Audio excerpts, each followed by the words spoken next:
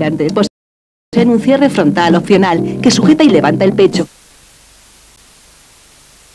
Tenemos a Jesús San Sebastián. Muy buenas noches. Hola, buenas noches, Patricia. Contigo aprendemos historia y además un tema bastante bonito el que has elegido esta noche, el de las bodas. Bueno, estamos yo creo que un poquitín en época de bodas y vamos a hablar un poquitín de las bodas en los pueblos de Cantabria, pues en los años 40-50, por centrarnos un poco. ¿Cómo eran antiguamente los preparativos de la boda? Bueno, pues antiguamente lo primero que se hacía eran las proclamas en la iglesia, de que se iban a casar los novios. Después venía, pues efectivamente los preparativos en casa de la novia y el novio. Y después venían, pues un poco la novia, si era de un pueblo distinto al del novio, iba al pueblo de este, pues a rezar por los fallecidos del novio, ¿no? Y después pues iba con sus amigas por los pueblos y les regalaba pues galletas y manteca. Después venía lo que se llamaba la patente, que era que el novio pues regalaba una cena, obsequiaba con ciertos regalos pues a los amigos. Era como una despedida de soltero de lo que hoy conocemos. Pero de la época, ¿no? De la época, pues con cosas típicas de los pueblos, ¿no? Chorizos, un buen vino, etcétera.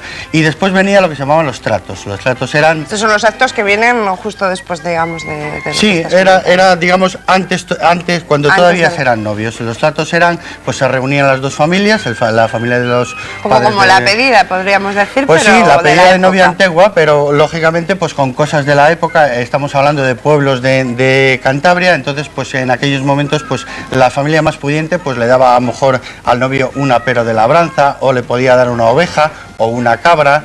Y los más pudientes, pues lógicamente, pues le daban, pues a lo mejor le dejaban una casa en usufructo, o en fin, pues cosas, digamos, pues pequeñas, ¿no? Y después, pues... Bueno, una casa no está mal. Bueno, ya, pero tampoco es que se la... Pues sí, pero no todos tenían ese privilegio tampoco. Y después pues venían lógicamente estas casas y todas estas cosas, se decía, pues se daba por escrito o por palabra, y ahí pues generalmente Jesús, se daba tenemos, por palabra. De hecho, no quiero interrumpirte, pero tenemos unas fotografías para que podamos ir viendo, fotografías de la época, para que comentemos además. Pues sí, estas fotos quiero agradecer pues siempre a mis buenas amigas del Encres, que me sacan del apuro de estas cosas que hacemos antiguas. A Carmen y a Yolanda, muchísimas gracias por haberme dejado las fotos. Estas son bodas de los años 40 y 50. Entonces ahí estamos viendo pues cómo vestía la gente en esta época, ¿no? Los trajes típicos de esta época. Pues los trajes pues lógicamente han cambiado mucho, ¿no? Iban incluso ahí, ahora sale un traje de una chica que viene como una especie de verdugo en la cabeza, ¿no? ¿Cómo se desarrollaba lo que era el ritual, lo que era la ceremonia de boda? Bueno, pues la ceremonia de boda venía generalmente, se hacían después de los preparativos, pues salía la novia de su casa, el novio de la suya, y en algunos pueblos pues había una tradición de que si el novio no era del pueblo de la novia, pues había una tradición de que a la novia la secuestraban. Y se llamaba, la secuestraban, bueno, era una cosa ficticia, la secuestraban y hasta que el novio o el padrino... O sea, las bodas, la novia de negro, ¿no? Sí, era muy típico también antiguamente de que vestirían de negro, sí. Y entonces era muy típico de que secuestraban a la novia, que era lo que se llamaba... les daban como una especie de prenda y iban donde el novio o donde el padrino, y hasta que no les daban una cantidad de dinero para luego gastárselo pues por honrar, digamos, a los novios, pues no dejaban tenían a la novia pues una especie de secuestro, ¿no? Era una tradición, bueno, típica. Es graciosa, sí. ¿Y Jesús, en la iglesia cómo se les recibía a los novios? Pues la recibían generalmente pues el cura del pueblo. También era especial, ¿no? Sí, el maestro el maestro, el cura y el alcalde. Entonces les hacían un gran recibimiento. Muy ceremonioso. Sí, y allí pues bueno, pues luego generalmente el maestro del pueblo era el que dirigía el coro de niños, cantores o de gente que cantaba allí, y bueno, pues después salían de la iglesia y iban pues digamos a la fiesta, al banquete, ¿no? Al banquete pues que se hacía generalmente en las casas, en esas grandes corraladas que conocemos en las casas antiguas que ponían unos tableros, y bueno, pues ahí hacían pues la comida típica del pueblo, ¿no? Hablemos un poco de esa comida típica. Hoy ya sabemos que es típico el pescado, el solomillo, los aperitivos. que se comía entonces en un banquete. Bueno, pues cuando aquello pues era la típica comida, pues era sopa de ajo. repollo con jamón. Vamos, que si les damos a los novios repollo y sopa de ajo, igual nos miran Tenían mal, pues, ¿no? de postre un gran postre que para ellos que era el arroz con leche. Tenían un poco de la matanza que habían hecho de chorizos y tal. Y Eso luego, era lo pues, más especial, Pues claro. sí, eso era lo más especial. Y para una boda pues era como una cosa de decir ya de lujo, ¿no? Y luego pues tenían la típica sangría, el vino blanco, el vino tinto. Y luego pues para los chiquillos pues les daba agua pues con azucarillos mezclado con el agua. Increíble. Creo que conoces algún canto de boda antiguo, ¿no? Pues Bueno, sí, de la época tengo una estrofa y bueno, pues con permiso de Nico voy a cantarla. ¿Vas a cantar? Sí, Bien, voy a bien, cantarla bien. muy buenamente con vuestro permiso. Novio a la esposa te entrego, ay pa' que vivas con ella.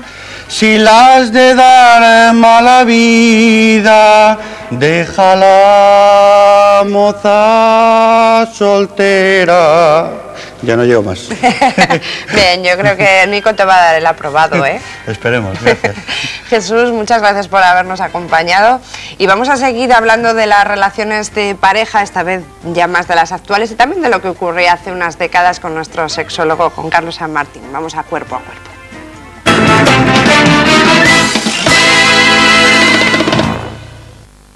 Pues como digo, vamos a recibir ya a nuestro sexólogo Carlos San Martín para hablar de qué tipos de mallas hay.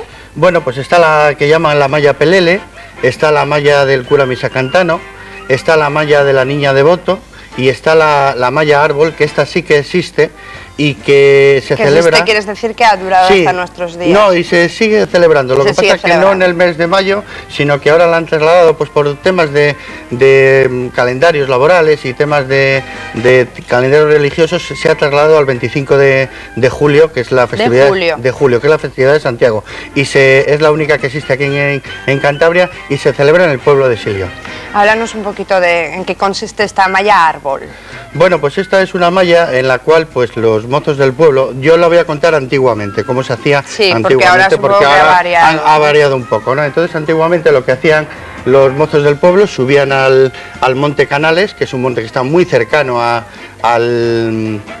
pueblo de Silio, y ahí pues que cortan un árbol, el más esbelto, el más bonito, y este árbol pues dentro tiene que tener una serie de medidas, pues por ejemplo un hombre alto cuando le abarca debe de tener 1,20 de lo que es el diámetro, luego debe de tener 12 metros de alto, y en lo más alto pues tiene una especie que se llama, lo que llaman la picaya, que es donde se cuelga un pañuelo o antiguamente se colgaba una jaula con un gallo dentro. Este árbol, después de una serie de tradiciones, de ceremonias, se baja al pueblo pues con los mejores bueyes engalanados de los distintos, con campanos y con una serie de cosas, y se bajan al pueblo, y en el pueblo pues se planta en medio de la plaza del pueblo, se planta. ¿Y en qué consiste la ceremonia? Digamos la tradición, pues en que los mozos del pueblo tienen que subir arriba pues a coger o bien el gallo o bien el pañuelo, ¿no? Y el que cogía, pues por ejemplo el gallo se le llevaba, o el pañuelo pues le daban un regalo, ¿no? Entonces, bueno, era más que nada la tradición del mozo, digamos de la satisfacción de poder haber subido y haber conseguido pues alcanzar el trofeo que hay ahí arriba. Y ahora entiendo que han cambiado mucho, ¿no?, la forma de celebrarse. Pues sí, bueno, ahora se hace prácticamente de la misma forma, pero digamos que no hay ese ceremonial que había antiguamente, pues los muelles, con ese significado, claro. En principio, porque los muelles ya hay muy pocos, ya no hay el ceremonial de vestirse la gente en las fiestas, bueno, es un poquitín, ha perdido un poquitín la tradición antigua, sí. Otra tradición es que a las mujeres casaderas, cuando entraba la primavera, se les dedicaba un canto, ¿no? Pues sí, había distintos cantos, generalmente pues para que estas mujeres le pedían a lo que decía era la leyenda, esto estamos hablando de mitología, ¿no? Y les decían una serie de versos a las mujeres que se iban a casar. Y yo, bueno, pues te voy a decir, he cogido una chuleta, con tu permiso, y voy a decir una serie de versos. Uno de ellos era: Pecu, pecu, rabuco de escoba, dime qué años faltan para la mi boda. Soltera o casadita, viuda o monjita. Cuando los cucus parlen, casarás tú, y dentro de 100 años dirán cucucu. Cuca cuquera, dile al cucu cuántos años seré soltera. Bueno, es muy curiosa. A ver, nos resulta hasta graciosa, ¿no?, en el lenguaje de nuestros tiempos. El lenguaje antiguo, sí. Jesús, yo creo que hemos comprendido perfectamente las mallas. Sí, nos vemos en 15 días. Pues sí, en 15 días estaré aquí. Bueno, pues vamos a continuar porque ahora tenemos nuestra sección de sexo en Cuerpo a Cuerpo.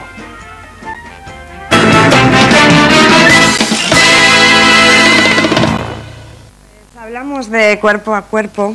Hablamos de cuerpo a cuerpo, digo, porque hoy tenemos que conocer, con la ayuda de nuestro sexólogo Carlos San Martín, una encuesta y con un invitado muy especial, ¿no? Pues sí, pues que esta encuesta en Cantabria la ha presentado el doctor Alberto Asensio, urólogo del Hospital Comarcal de Sierra Llana y además presidente de la Sociedad Cántabra de Urología. Bueno, pues vamos a recibirles a ambos. Buenas Adelante. Muy buenas noches. Hola, Carlos. Patricia. ¿Cómo estás? Yo muy bien. Hola. Buenas noches. Hola, Margarita. Alberto, pasad por favor por Luego aquí. te beso. Vale, nos besamos después. Alberto, por Sí, aquí. ya os habéis dado muchos. Bueno, Pues sí, pero nunca es suficiente. Como la película. Bueno. Efectivamente. Hablábamos de una encuesta que tengo yo aquí apuntadito, que está elaborada por Sigma 2 y ACH Asociados sobre una muestra de casi 3.000 participantes, ¿no? A través del teléfono, y una encuesta pues muy interesante porque creo que ha arrojado resultados muy interesantes también, ¿no, Alberto? Sí, sí, hombre, yo creo que son datos muy interesantes, ¿no? Así sabemos cómo nos comportamos los cántabros y las cántabras sexualmente, que no es poco. Claro. Hay algo ya de entrada que a mí me parece importante, y es que la realización de encuestas se está de alguna manera institucionalizando. Por parte de la FES, de la Federación Española de Sociedades de Sexología, también anualmente, como sabéis, porque la presentamos además en este programa, realizamos encuestas. Por parte de otras asociaciones como la Asociación Española de Salud Sexual, también esta es la tercera campaña de salud sexual. Yo creo que es muy importante que cada vez conozcamos más y mejor las conductas Pues de sexuales. ello que Jesús San Sebastián. Muy buenas noches, Jesús. Buenas noches, Mariano. Bueno, coméntanos un poquito cuál fue el origen de la ciudad de Santander. Bueno, pues la ciudad de Santander surge donde está ahora la catedral, donde está el Banco de España. Toda esa zona fue cuando se detectaron los primeros núcleos de población, cuando aquello se llamaba Portus Victoriae, porque bueno, pues cuando las famosas guerras cántabras del 19 al 29 a.C., pues cuando nos ganaron los romanos, pues le pusieron Puerto Victoria, Puerto de la Victoria. Después se llamó Puerto de Salmeterí y después se llamó pues lo que hoy conocemos como ciudad de Santander, ¿no? Y ahí hubo el primer núcleo, muy pequeñito núcleo de población, era casi una pequeña familia, y a raíz de eso pues ahí empieza a nacer la ciudad a través del puerto, a través de la bahía, y fueron los primeros núcleos que hubo aquí pues de gente, y de que a través de ellos pues fue como fue surgiendo después la ciudad. Háblanos un poquito de ese nacimiento. Sí, bueno, después a raíz de esto, en el siglo X, pues se crea lo que era la abadía antiguamente, donde está ahora la catedral, que se llamaba la abadía de los Santos Mártires. Entonces, ahí vienen los Santos Mártires, los patronos de Santander, San Emeterio y San Celedonio, y bueno, pues a estos se les concede lo que es la abadía antigua, y a raíz de ahí, pues viene, ya digamos que a Santander se le concede en el año 1187 lo que se llamaba antiguamente un fuero que nos lo concede el rey don Fernando VIII.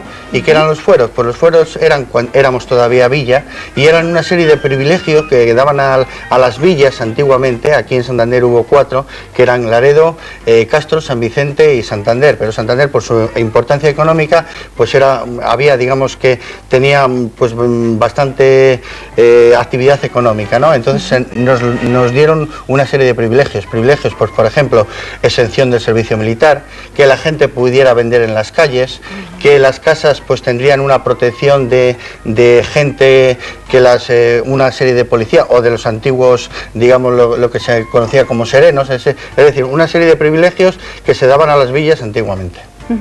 Creo que tenemos unas fotos, a ver si podemos verlas, y nos vas comentando. ¿Qué tenemos aquí? Pues estos son mapas de la antigua Santander.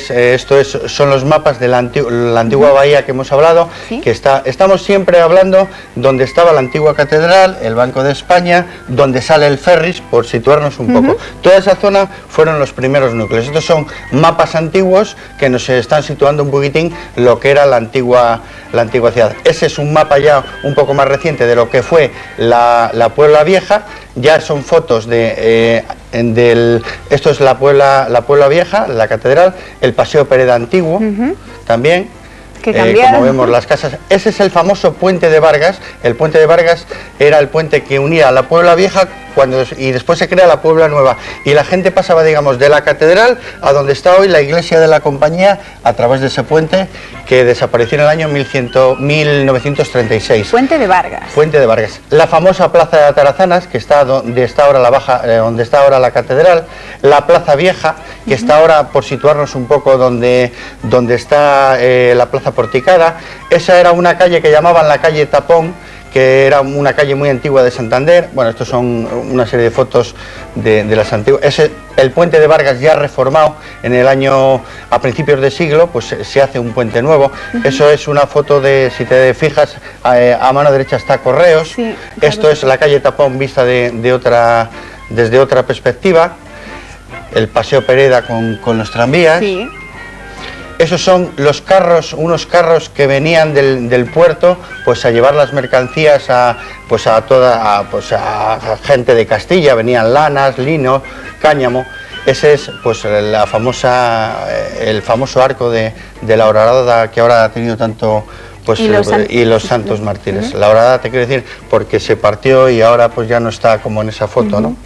Bueno, háblanos un poquito, porque hacías alusión a las dos pueblas de Santander. Sí, la Puebla Vieja y la Puebla Nueva. La Puebla Vieja, que está donde está situada la catedral, donde los primeros núcleos de población, y la Puebla Nueva, que es, pues ahora, pues por situarnos un poco, la calle San Francisco, la Plaza Porticada, Rua la Sal. Todo eso antiguamente era lo que llamaban la Puebla Nueva, con calles, pues por ejemplo, pues la calle Atarazanas, la Ribera, la calle La Blanca, que también alguna ocasión hemos hablado aquí. Pues todo eso era el núcleo que tristemente desapareció con el incendio de Santander, y que ya pues hoy han cambiado las calles de nombre, pero era, digamos, lo que era la parte nueva de la ciudad. Y ahí pues estaban los comercios de Santander, estaban los artesanos, estaban pues las oficinas más, lo mismo que hay ahora, pero digamos pues antiguamente, ¿no? Y nos comentabas que estaban unidas por el famoso puente de Vargas, sí, que unía una puebla con la otra. Entonces era un puente muy concurrido, sobre todo los domingos, porque la gente iba a misa, y entonces pues por ahí pasaban a la famosa abadía. Todavía no teníamos el título de diócesis, y pasaba la gente a misa, a la iglesia, a lo que es hoy la catedral. Si hablamos de Santander, tenemos que hablar de sus santos mártires, de San Emeterio y San Celedonio. Pues sí, estos fueron dos soldados romanos, hace que 300 años antes de Cristo, pues se convirtieron al cristianismo. Entonces, bueno, pues los romanos les castigaron cortándoles las cabezas en Calahorra. Entonces, bueno, pues cuenta la leyenda, esto ya es una leyenda, de que vinieron en un barco de piedra a Santander, y este barco, cuando chocó contra lo que hemos visto ahí, contra la Horadada. La Horadada, cuando aquello, dicen que estaba cerrada, pero al llegar a este barco se abrió lo que hemos conocido siempre con el arco ese, y pasaron por ahí y fueron a dar contra el promontorio, pues donde está ahora la catedral. Y hay pues unos soldados romanos antiguamente les cogieron y les metieron en unas termas romanas que había antiguamente, que todavía las podemos ver en la iglesia del Cristo, en las excavaciones que están haciendo ahora los arqueólogos, y ahí les metieron las cabezas antiguas. Y bueno, pues cuenta la leyenda pues que ahí estuvieron muchos años, y luego pues de ahí nació de que, bueno, pues que eran en el siglo X pues los hicieron santos de Santander, que de hecho pues son los patrones que tenemos ahora, los patronos de aquí de Santander. Por supuesto. Me han gustado mucho las fotos que has traído, Jesús. Yo no sé, Carlos Castillo, ¿más imágenes tenemos? No, de momento no tenemos más. No, de momento no tenemos más. Bueno, Jesús, pero lo que sí tenemos, que Carlos Castillo lo tiene preparado, es un portín. Así que te invito a que lo veas con nosotros, ¿te parece? Estupendo, gracias. Bueno, amigos, vamos a ver un portín.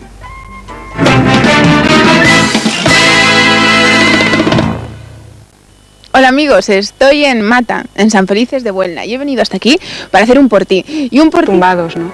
Se consigue 5 años antes de que nos dieron el título don Fernando VI. Entonces, bueno, pues la ciudad, la villa, todavía éramos villa, pues era una ciudad que tenía unos 500 habitantes, unos 400 y pico habitantes tenían lo que llamaban los 4 lugares, que eran Cueto, Monte, San Román y Peñacastillo. Era una ciudad que giraba mucho en torno al puerto de Santander, era el eje de la economía de esta ciudad. Y bueno, pues era una ciudad medieval muy pequeñita, las arcas estaban, la verdad que no había mucho dinero, la policía en aquel tiempo era muy precaria, y bueno, pues era una pequeña ciudad que la gente se dedicaba mayoritariamente a la pesca y a los cultivos pues de la tierra, pues por ejemplo cultivaban maíz, trigo, alubias, pero más que nada para el servicio público de la casa. Generalmente el hombre se dedicaba a la pesca. Sí, eso iba a decir, lo importante eran las cofradías de pescadores. La cofradía, ¿no? Efectivamente, los dos cabildos que había cuando aquello. Que se unieron, creo. Que se unieron, sí, luego fueron el cabildo de mareantes. Y la mujer pues se dedicaba pues generalmente pues a temas de agrícolas, que hemos hablado de las labores del cultivos y todo esto, de la agricultura en general. Luego hay un momento, Jesús, que Santander es nombrada ya ciudad. Cuéntanos un poco cuándo y quién le concede el título de ciudad. Bueno, esto se lo concede en el año 1755 don Fernando VI, el rey de en aquel entonces. Entonces, bueno, pues nos dan el título. Había 4 villas cuando aquello en Cantabria, que eran Laredo, Castro, San Vicente de la Barquera y Santander, pero por la importancia que tenía Santander en aquel entonces económica, pues nos conceden el título de ciudad. Título, pues ¿qué trae este título? Pues trae por ejemplo que el puerto se le da el libre comercio, con lo cual pues todos los barcos, bergantines en aquel momento, paquebotes, pues trae muchas ventajas por lo que cuentas. Sí, ¿no? pues sobre todo pues, se podían mandar mercancías a América, a Europa, entonces pues lógicamente a raíz de eso pues se va formando ya el pequeño núcleo ya más importante de población, aunque todavía en estos momentos la población es muy pequeña, puesto que había muchas enfermedades, existía mucho la peste y precisamente todas estas enfermedades vienen a través del puerto, pues de gente, de marineros que traían y esto diezmó mucho la población en aquellos momentos, sí. Hay una figura muy destacada que es la del padre Rábago. Cuéntanos un poco quién es este personaje. Pues el padre Rábago fue uno de los más, yo creo que uno de los personajes más importantes para que nos dieran el título de ciudad. Era un teólogo, era un sacerdote y era el confesor de Fernando VI, el que nos dio el título. Él influyó mucho para que nos dieran este título. También influyó mucho un año anterior que en Santander se hizo diócesis, en el año 1754, influyó pues para que se hiciera la catedral, influyó también en el Real Astillero de Guarnizo para que se hiciera, y bueno, fue un personaje muy singular en aquella época, puesto que nos trajo pues mucha prosperidad a lo que conocemos, a lo que se conoció después como Santander. Luego creo que tiene una historia bastante interesante lo que es el escudo, ¿no? Lo que conocemos como el escudo de Santander. Sí, bueno, el escudo de Santander viene porque Fernando III, en aquel momento estamos hablando, situándonos unos años mucho antes, en el año 1200, entonces estaban en la Reconquista. Y en Sevilla concretamente pues estaba inundada pues de moros, ¿no? Tenían conquistados los moros. Y entonces Sevilla estaba en aquellos momentos flanqueada por una serie de cadenas que iban, pues digamos que era lo que protegía la ciudad. Y unos barcos mandados por el almirante Bonifaz de aquí de las 4 villas, pues digamos que pasaron estas cadenas, rompieron estas cadenas y hicieron pues que los moros desistieran y les mandaron para sus tierras.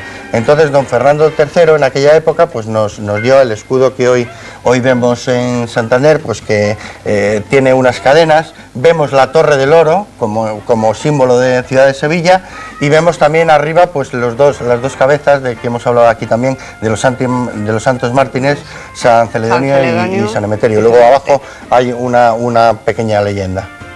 Jesús, muchísimas gracias por habernos ilustrado un poquito más sobre este 250 aniversario, que además hemos comentado antes de empezar que no tiene una fecha concreta, ¿no? Que muchos se preguntan, bueno, realmente qué fecha es la que se celebra el 250 aniversario. Bueno, en realidad... Es más el año, ¿no? En realidad todos los actos que se están celebrando desde que ahora vienen los importantes, porque en realidad los actos importantes vienen ahora en verano. Ahora para el verano. Pues se ha hecho durante todo el año de este año, o sea que es a lo largo de todo el año pues todos estos acontecimientos, ¿no?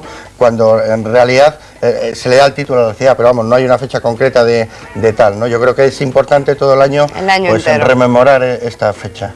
Jesús, muchísimas gracias. Vamos a cambiar de tercio ahora porque seguro que han echado de menos a Giovanna, que ya nos está esperando y que además viene hoy tan exótica como la capoeira, porque nos va a hablar de tendencias africanas. Vamos a verlo.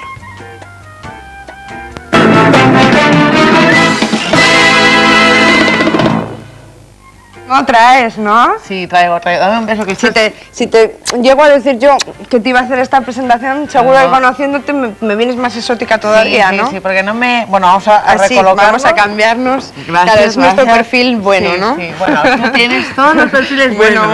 Bueno. Me ocurre que, claro, si no estamos descolocadas. Sí, me ha sorprendido mucho esa presentación, porque no me habéis visto en casa, que he hecho yo mi gestito de capoeira, exótica. Tú estás también muy exótica y todo muy brillantosa, muy descansada. Han comenzado la temporada hace muy poquito, recientemente. Esta es la época de mayor apogeo. Pues sí, ¿no? ahora es cuando están, digamos, en auge.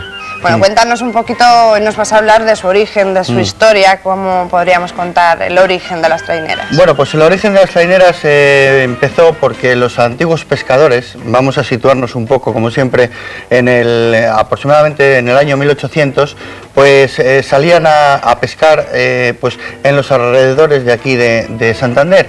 Entonces estos pescadores pues iban lógicamente a pescar a la pesca que se llamaba de cerco, y cuando volvían pues hacían unas pugnas entre ellos, puesto que cuando llegaban a puerto pues el primero que llegaba, toda la pesca que traía pues estaba a mucho mejor precio que el que pudiera llegar después. Digamos que esto fue el principio. Y después en unas fiestas que había y que todavía existen, las de los Santos Mártires, antiguamente entre ellos mismos hacían competiciones pues a nivel no de ganar dinero ni de tal, sino pues entre ellos pues unas pugnas que había entre ellos, y ya digamos que empezó lo que conocemos como lo que es después la trainera que hoy conocemos.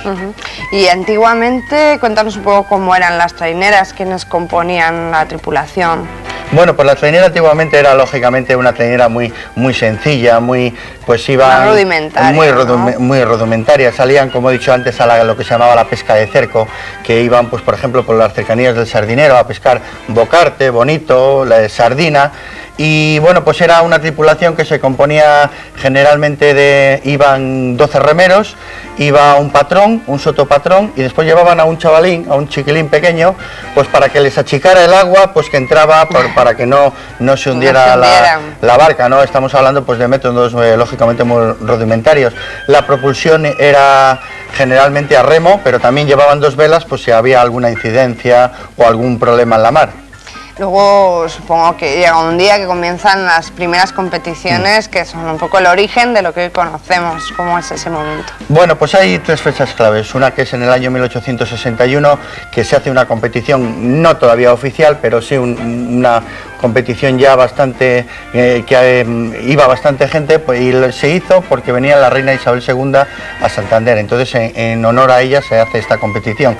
Después viene otra fecha que fue en el año 1875, que lo hacen en las ferias, lo que conocemos hoy como las ferias de Santiago, las fiestas de Santiago, el 25 de julio, y después hubo otra ya, la más importante, en el año 1919, que era ya cuando estaba aquí en el apogeo del veraneo regio de don Alfonso XIII y doña Victoria Eugenia, y se hizo lo que se llamó, que después ha seguido, la Copa del Rey. Entonces aquí pues ya estaban las traineras un poco ya más consolidadas, ya estaba Castro, Laredo, y concretamente pues esta trainera pues la ganó Pedreña.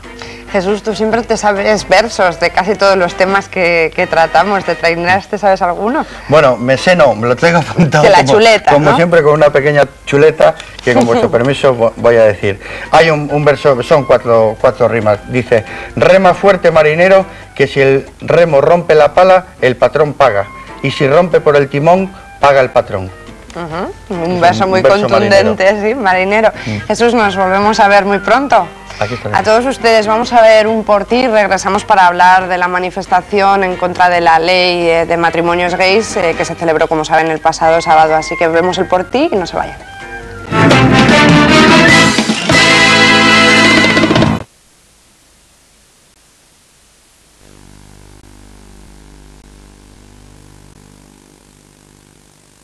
Un tema muy especial, muy esperado, los baños de Ola, que además nos recibe siempre por estas fechas, ¿no? Pues sí. Cuéntanos un poquito cómo era el Sardinero cuando comenzaron a darse estos baños de Ola.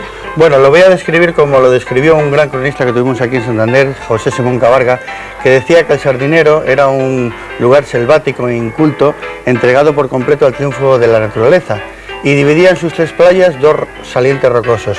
Quería decir con esto pues que el Sardinero solamente tenía la mar, solamente era mar, no había la infraestructura lógicamente que hay ahora, y era un lugar pues así muy inhóspito, muy salvaje, ¿no?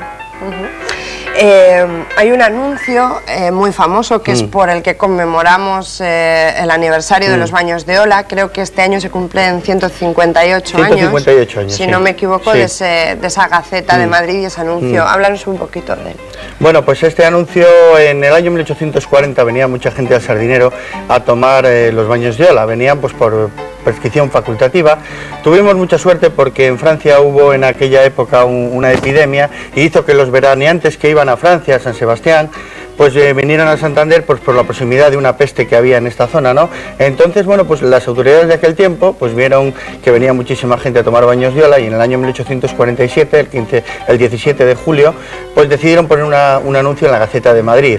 Pues el habilitado de los baños de ola en la espaciosa playa del Sardinero, pues dando la referencia pues de... Comenzamos ahí a ser un destino turístico. Eso es, sí, pues dando pues, de todo lo que tenía de bueno el Sardinero para los baños de ola, que contaban ya con una serie de carruajes, una serie de beneficios para la salud, y en fin, pues ese anuncio nos trajo, hizo pues que vinieran gente de toda España, gente incluso de Francia y de muchos países, ¿no? Y sobre todo pues mucha gente de Madrid que venía a tomar los baños de ola. Y tuvo por la verdad que un éxito pues que aquí no se contaba en el Sardinero, pues con el éxito que tuvo pues este primer anuncio de baños de ola. Y por entonces, ¿qué beneficios se entendía que tenía la mar para los bañistas? Bueno, pues la mar decían los médicos que era muy buena pues para por ejemplo la artrosis, enfermedades de la piel, incluso para gente que pues no podía tener hijos, ¿no? Y bueno, y para otras muchas enfermedades tenemos que tener en cuenta de que no había los medios que hay ahora de la medicina. Entonces, o sea, que hasta para tener hijos se venían a bañar. Sí, para gente que tenía problemas pues para concebir efectivamente, pues venían al mar, tomaban estos famosos baños y bueno, pues parecía que era bastante bueno, ¿no? Y de hecho pues recomendaban en aquella época de que el baño, la mejor hora para el baño era de 10 de la mañana a 5 de la tarde. Por ejemplo, que cuando entraran al baño, que se entrara precipitadamente, que nada de decir eche un poco de agua por aquí por arriba, sino que entraran precipitadamente.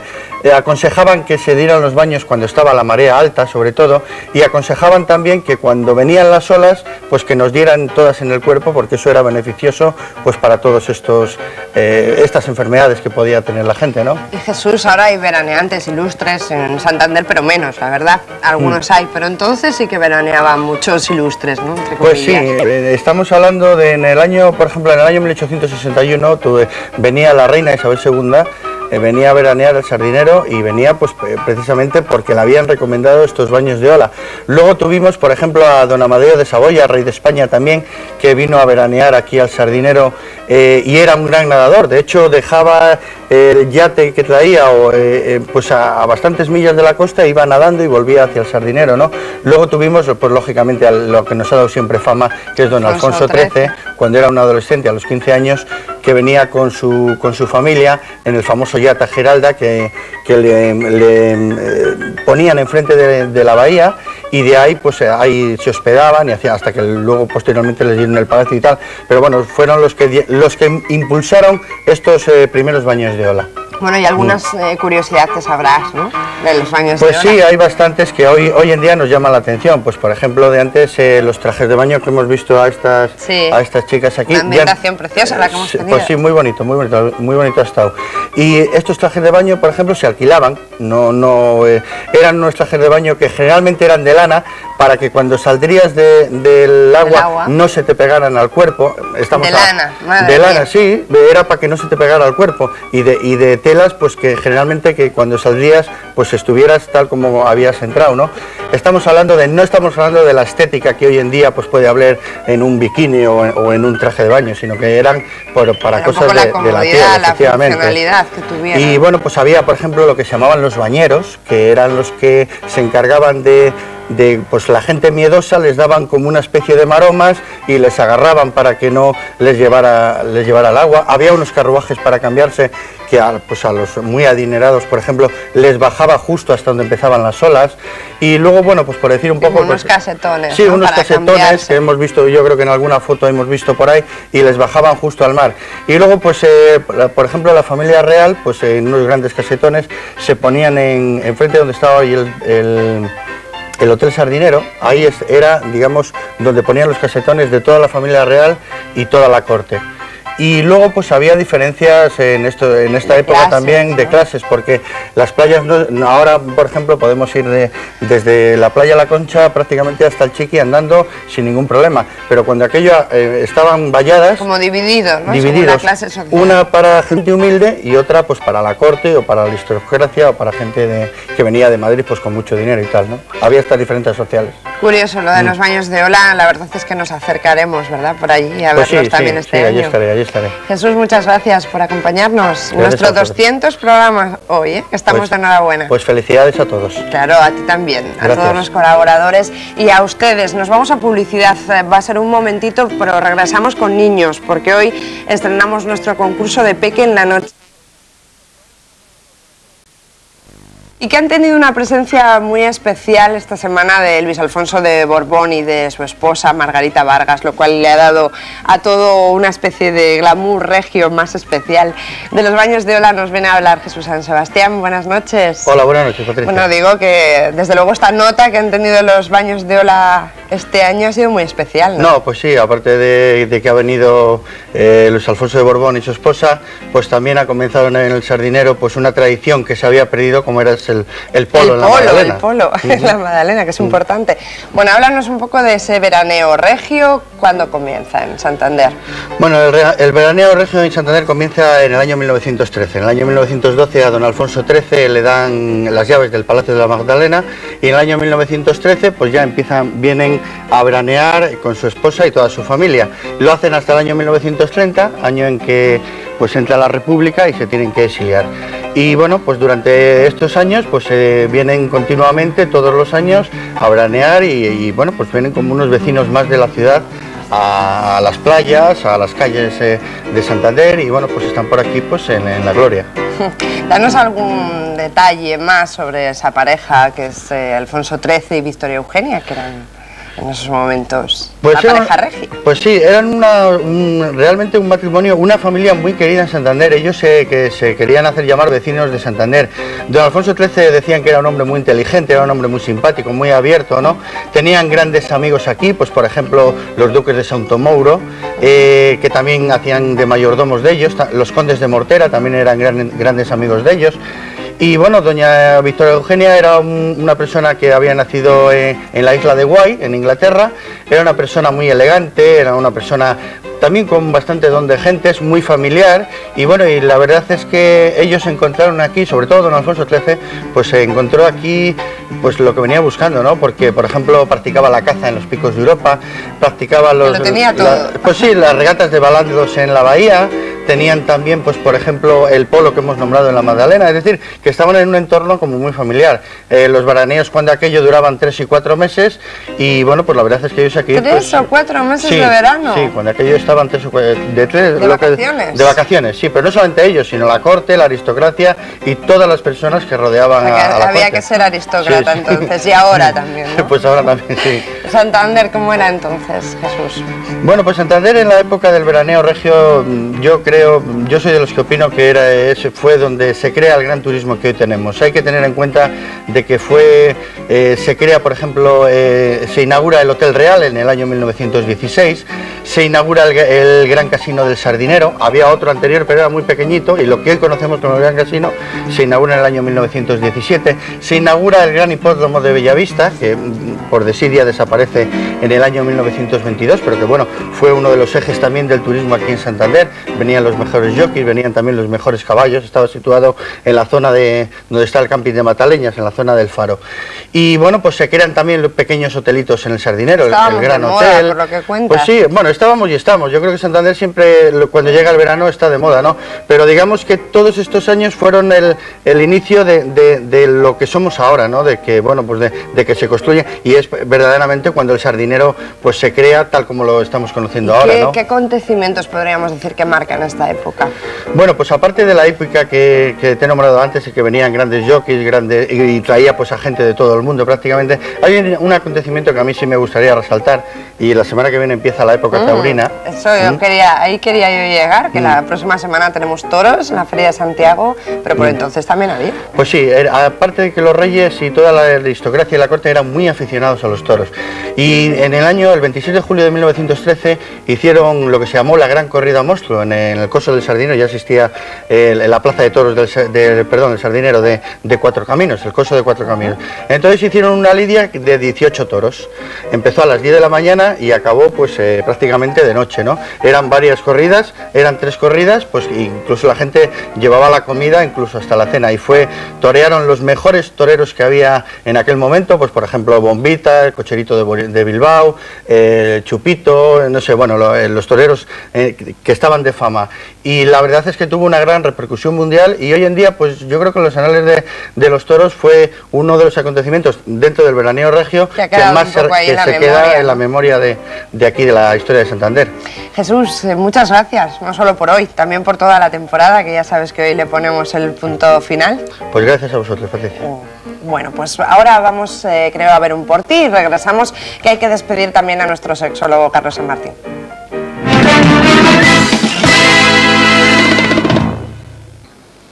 Bueno, amigos, pues van a ver el último...